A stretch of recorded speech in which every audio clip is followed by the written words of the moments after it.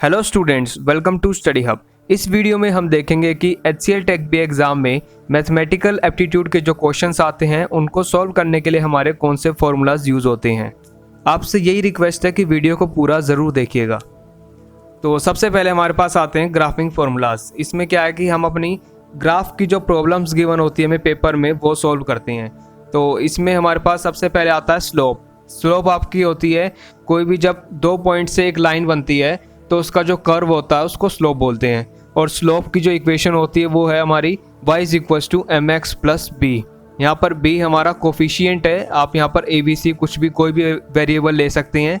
और y और x हमारे x एक्सिस और y एक्सिस की वैल्यूज़ हैं जो हमारी लाइन जिस पे लाई कर रही है। और m यहाँ पर हमारी स्लोप है।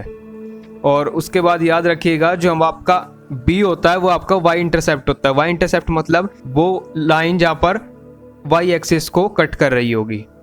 तो अब देखते हैं कि स्लोप निकालने के लिए हमारा कौन सा फॉर्मूला यूज़ होता है।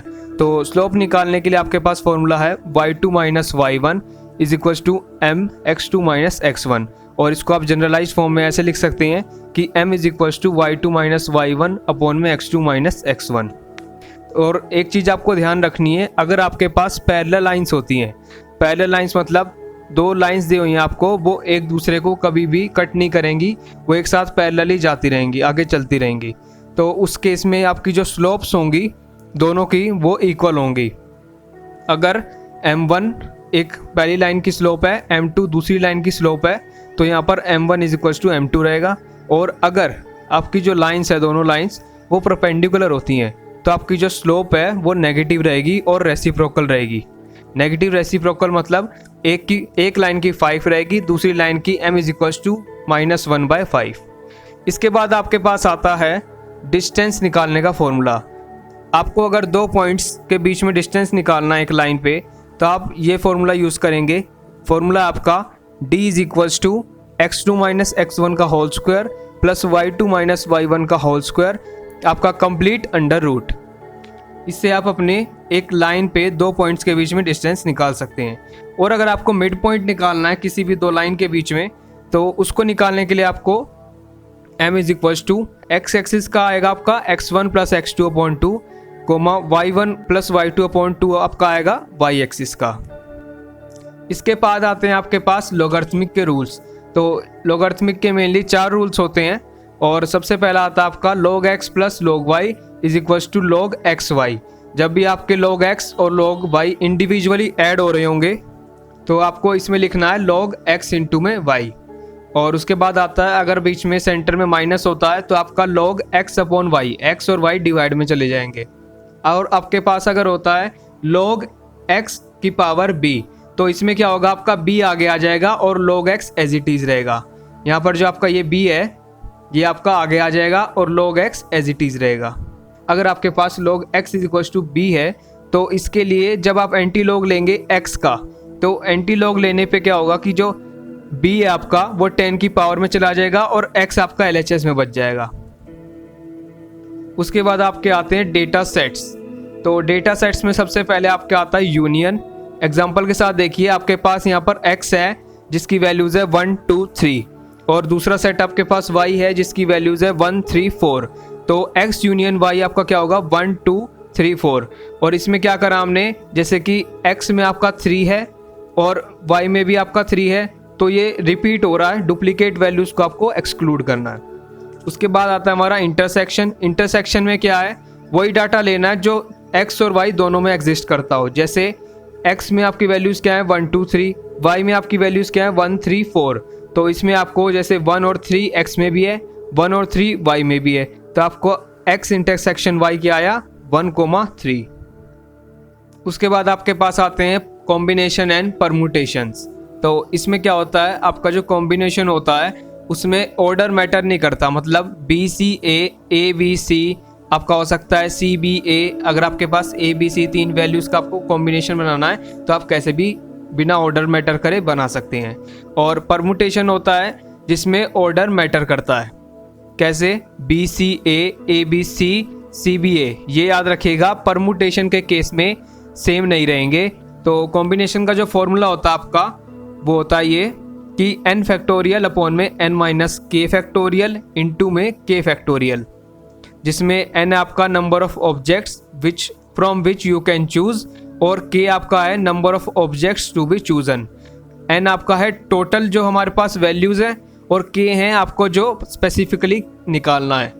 और उसके बाद आता है हमारा परमुटेशन फॉर्मूला। तो परमुटेशन का फॉर्मूला आपका रहेगा n फैक्टोरियल अपॉन में n माइनस k फैक्टोरियल। आप याद रखिएगा, इसमें कंफ्यूज मत होइएगा।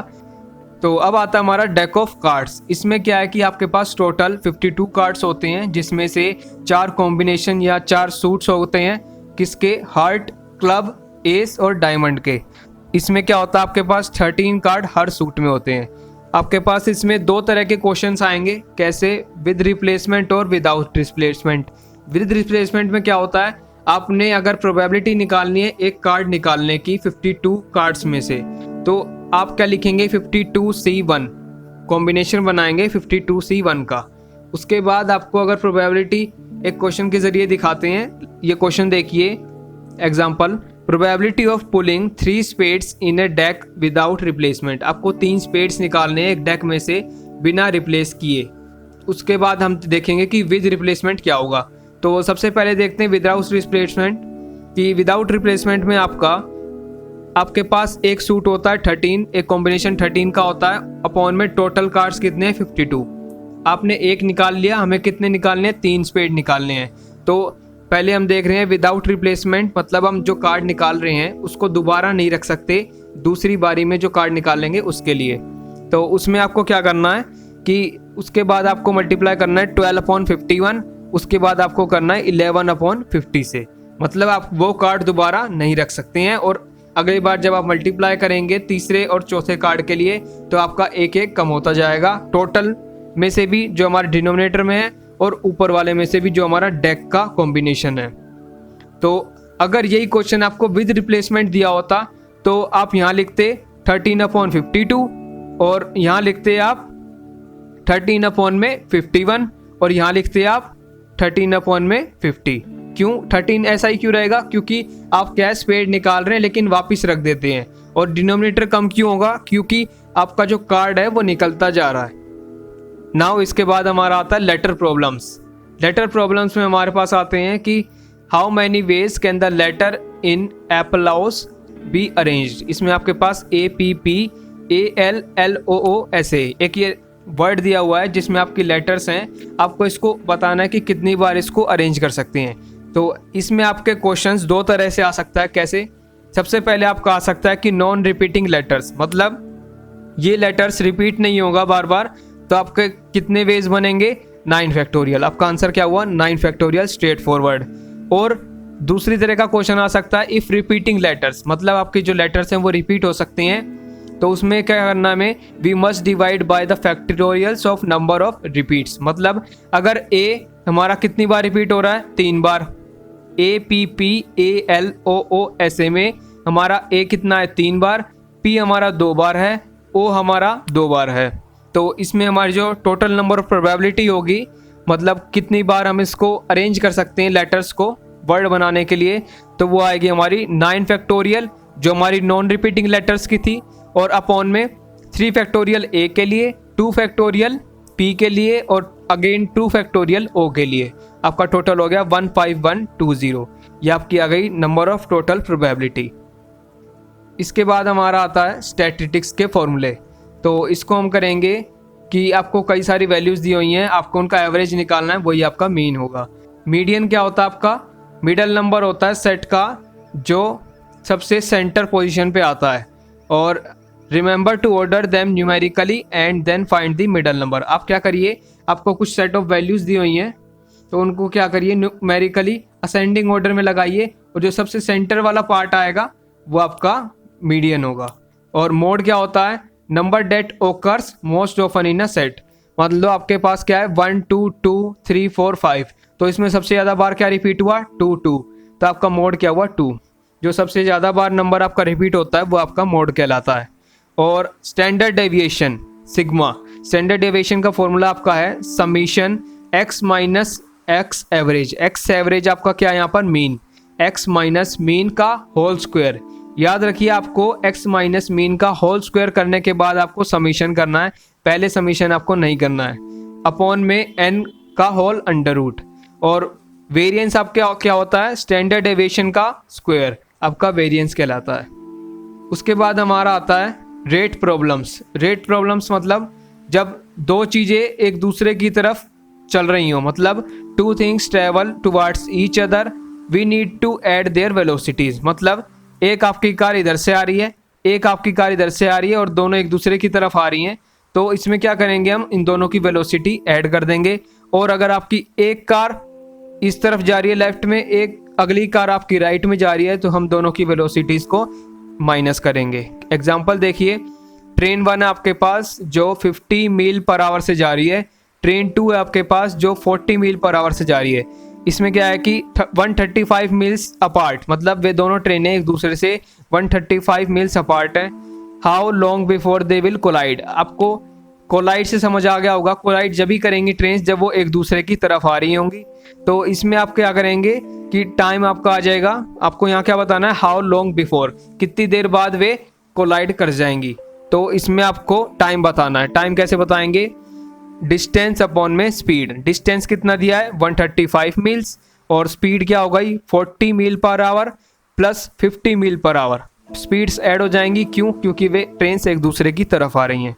और अगर वे एक दूसरे से दूर जा रही होती तो 40 माइनस 50 हो जाता। तो आपका इस केस में आ गया 1.5 आवर्स में दोनों ट्रेन 1 और ट्रेन 2 कोलाइड कर जाएंगी। तो इसके बाद हमारा आता है ट्रिग्नोमेट्री के क्वेश्चंस। ट्रिग्नोमेट्री में क्या आता है आपका कि आपको जनरल फॉर्मूलेज जो आपके वो याद होने चाहिए। जैसे साइन है आपका क्या होता है, अपोजिट अपॉन में हाइपोटेन्यूज, और कोस से आपका होता है एडजेसेंट अपॉन में हाइपोटेन्यूज। आप याद रखिएगा आपका जो अपोजिट और एडजेसेंट है वो क्या है, जो ये वाली साइड होती है वो आपकी हाइपोटेन्यूज होती है, ये वाली आपकी साइड होती है परपेंडिकुलर, और ये आपकी होती है एडजेसेंट। एडजेसेंट होता है आपका बेस, पी होता है आपका परपेंडिकुलर, इसको आप अपोजिट भी लिख सकते हैं, ओ से भी डिनोट कर सकते हैं। अपोजिट क्यों बोलते हैं इसे, क्योंकि जो हाइपोटेन्यूज का एंगल बनता है बेस के साथ, मान लीजिए आपका ये जो एंगल बन रहा है, तो इसके जो अपोजिट में साइड होती है उसको परपेंडिकुलर और अपोजिट साइड भी बोला जाता है। तो इसलिए आपका साइन है क्या हुआ, अपोजिट अपॉन में हाइपोटेन्यूज, को से क्या हुआ, बेस अपॉन में हाइपोटेन्यूज, या कहें कि एडजेसेंट अपॉन में हाइपोटेन्यूज। एडजेसेंट इसको इसलिए बोलते हैं क्योंकि ये जो एंगल बन रहा है हाइपोटेन्यूज का आपका बेस के साथ, वो इसके साथ लगा होता है, और लगे होने को हम एडजेसेंट बोलते हैं। और टेन ए होता है आपका साइन ए अपॉन को से, या फिर बोले अपोजिट अपॉन में एडजेसेंट। कंबाइंड वर्क क्वेश्चंस, इनको कैसे करते हैं, आपने देखा होगा कि कई बार एसएससी और रेलवेज के पेपर में भी ये क्वेश्चंस बहुत बार पूछे जाते हैं कि कंबाइंड वर्क आपके 2 लोग 3 लोग 4 लोग काम एक साथ करने हैं तो कितने टाइम में ख़त्म होगा। तो आपको क्या करना है, आपको जो मैन है फर्स्ट मैन उसका टाइम T1 लिया हमने, T2 T3 रिस्पेक्टिवली हमने, और जो वर्कर्स हैं उनका टाइम लिया। तो इसमें क्या करेंगे, जो टोटल टाइम होगा जो तीनों कर पाएंगे एक साथ काम पूरा फिनिश, उसमें क्या होगा आपका 1/T1 प्लस में 1/T2 plus 1/T3 is equal to आपका 1 टोटल टाइम आएगा।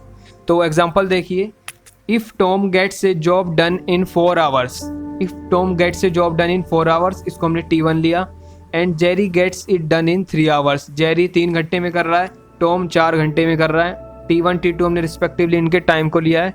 How many hours does it take to get the job done working together, अगर वे दोनों एक साथ काम करें तो कितनी देर में कितने टाइम में जॉब उनकी ख़त्म हो जाएगी। मतलब आपको यहाँ टोटल टाइम निकालना है जब उनका काम एक साथ काम करने पे ख़त्म हो जाए। तो इसको कैसे करेंगे, इस फॉर्मूले को डायरेक्टली लगाइए आप कि 1/T1 plus 1/T2 is equal to 1 total time. Total time क्या आया 1.714 आवर्स।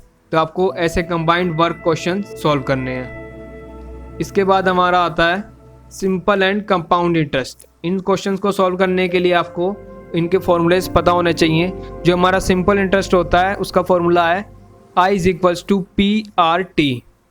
I क्या है यहाँ पर इंटरेस्ट, P क्या है यहाँ पर प्रिंसिपल या फिर इनिशियल अमाउंट, R हमारा क्या है एनुअल रेट, और टाइम क्या है ईयर्स में। उसके बाद आपका आता है कंपाउंड इंटरेस्ट का फॉर्मूला। कंपाउंड इंटरेस्ट में क्या होता है, F क्या हमारा फ्यूचर वैल्यू, V क्या हमारी प्रेजेंट वैल्यू, और R हमारा क्या है एनुअल इंटरेस्ट रेट, और N क्या है हमारा नंबर ऑफ पीरियड्स। तो हमारा फॉर्मूला बना F V future value is equal to present value into में 1 प्लस आर होल की पावर n। तो ये आपका फॉर्मूला है कंपाउंड इंटरेस्ट का। इस वीडियो में इतना ही, जल्दी मिलेंगे आपसे नेक्स्ट वीडियो में। अगर आपको वीडियो पसंद आई हो तो वीडियो को लाइक और शेयर ज़रूर करें, और अगर आप चैनल पर नए हो तो चैनल को सब्सक्राइब करना ना भूलें।